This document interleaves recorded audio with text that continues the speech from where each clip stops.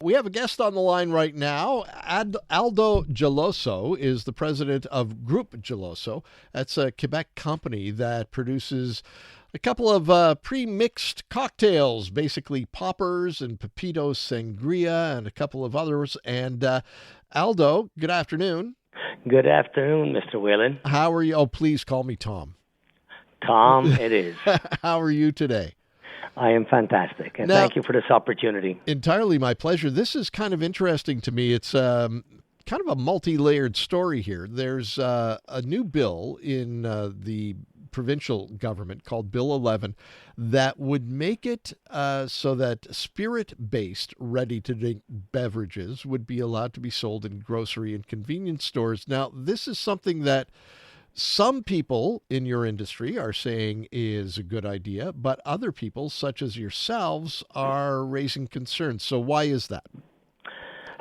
Well, to start is the landscape, the commercial landscape of grocery and C-stores in Quebec has always been relegated to local production. This dates back to post-prohibition, whereby Molson, Labatt, the good old days of Dow, O'Keefe, if you had to have access to a grocery, you had to manufacture locally so that we protect jobs and we keep people working.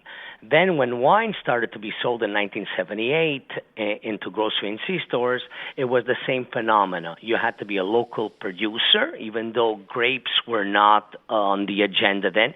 People would either be importing bulk wines, but you had to produce it locally. And the first brand to be commercialized in grocery had to be a brand that was never sold anywhere else, giving it indigenous to Quebec.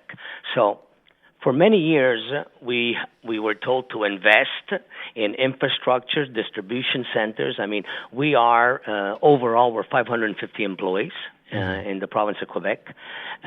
We have 7 warehouses, and we were told this is the way you have to have access to grocery and C-stores. So when it comes to the SAQ, yes, they definitely can decide whatever they want, but at the end of the day, I think there's a duty to talk to industry, because we employ, as an industry, whether it's microbreweries, microdistilleries, cideries, and all the major breweries, anywhere between 41 to 45,000 people directly and indirectly. So now when you look at grocery, right, you realize that the SAQ already has in a few stores, SAQ agency stores.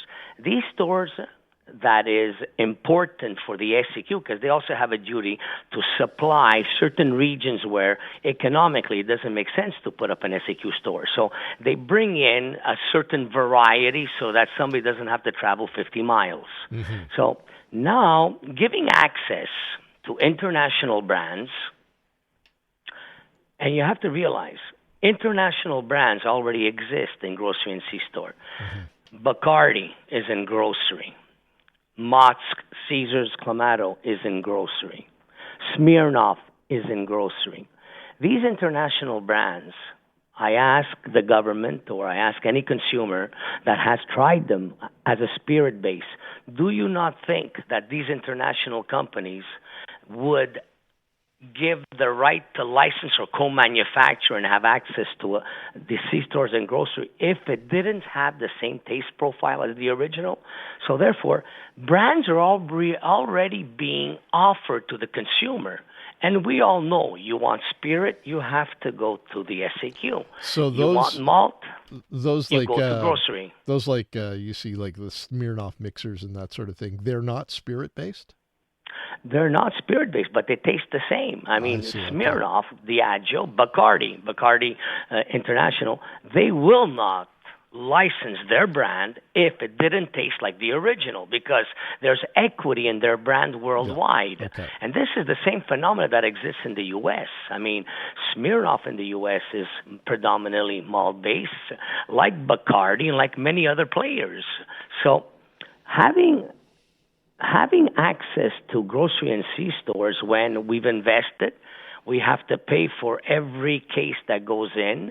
We have to pay for listing fees.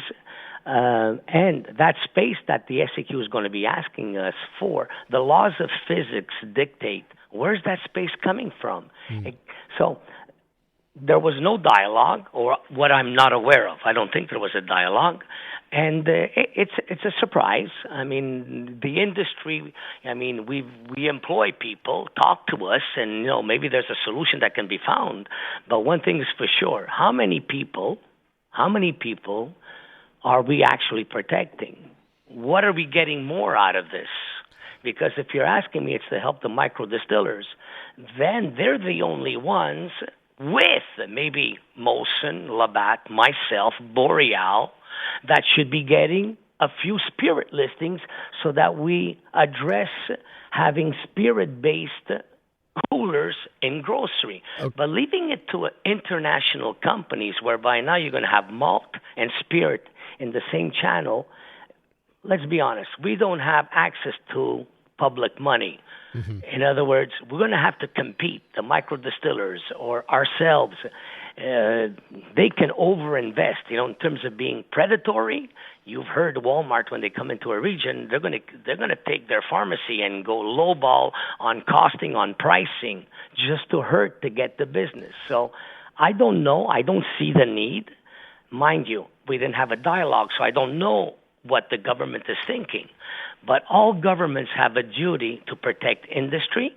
And the beautiful thing about this industry, okay, the beautiful thing about this industry is all these local businesses that are selling now, like microbreweries, micro distillers, even at the SAQ, because they don't have access yet to the SAQ, they are all operating regionally. They employ people. These are passionate people that at times are working under minimum wage because they believe in something. If I'm getting you right here, you don't have a problem with the fact that distillers will be putting spirit-based mixers or pre-mixed drinks into grocery and convenience stores. What you have a problem with is having the big multinationals being prioritized, and you think Quebec companies should be prioritized in those stores? First of all, a dialogue should be had. Mm-hmm. So we all address it. We're all at the table because we do employ people. Secondly, you know what? If we understand their mission, it should come to us first as an industry that we can all package for them. But at the end of the day, international brands are already being offered. I mean, if somebody wants to have, a prestigious brand in their hands, a Bacardi, a Mott's, they do already. It's accessible. A company like Dr. Pepper for Mott's, or Diageo for Smirnoff, or Bacardi for Bacardi will not permit anybody to produce a product that is not equivalent to the spirit base. So what is the need? And more importantly, what is the urgency to get there?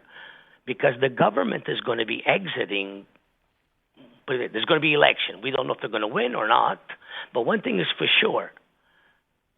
Why take a decision now when it can affect an industry for years to come? So I think dialogue, understanding the dynamics of how grocery and C-stores have always worked, what has been asked of us, how to invest, how to be local. I just think it starts with a dialogue. Okay. Well, Aldo, thank you for your time this afternoon. I really appreciate it. We're up against the clock. It certainly is an interesting subject, and one that we're not going to solve this afternoon, but one that I hope you do get to solve in the very near future. Again, thank you for joining us this afternoon. Tom, call anytime, and I promise I'll still call you Tom. Perfect. Thank you very much. That's Aldo Geloso. He's the president of Groupe Geloso. That's the Quebec company behind pre-mixed cocktails like poppers and Pepito Sangria. The newest tracks. Let's go. New music. And the next big thing. Always on the new music first. Your first place to hear it all. 'Cause you gon' like it, love it, wanna play it twice. Playing now. iHeart New Music. Your digital station for brand new drops, fresh finds, and tomorrow's bangers. I think we need something new. Discover iHeart New Music. Always fresh, always first. Stream now on the free iHeartRadio app.